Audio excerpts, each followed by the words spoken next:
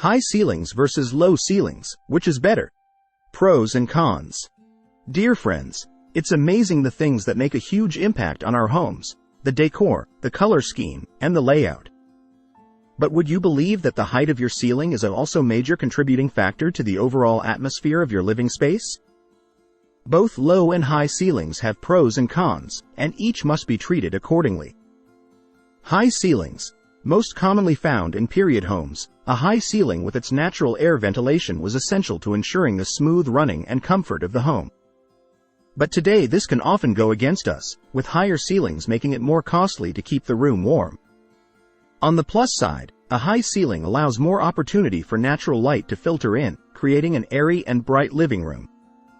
Higher ceilings are also making an appearance in more modern home designs, particularly with the recent popular conversions of old church buildings. The extravagant ceilings are often maintained, giving a superb and open feel to these homes. Similarly, homes and apartments with a mezzanine layer are also making artistic use of high ceilings and creating a more open feel to the space. Low ceilings. Not only is it cheaper to heat a room with a low ceiling, but it is also cheaper to construct and is commonly found in apartment complexes and more affordable housing estates.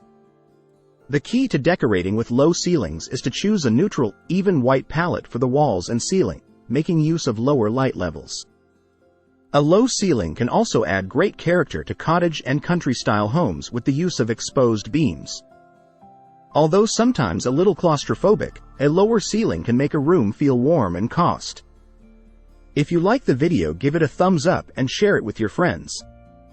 For more useful and interesting information, subscribe to Engineer Ajay Lod's channel, How to Make My House.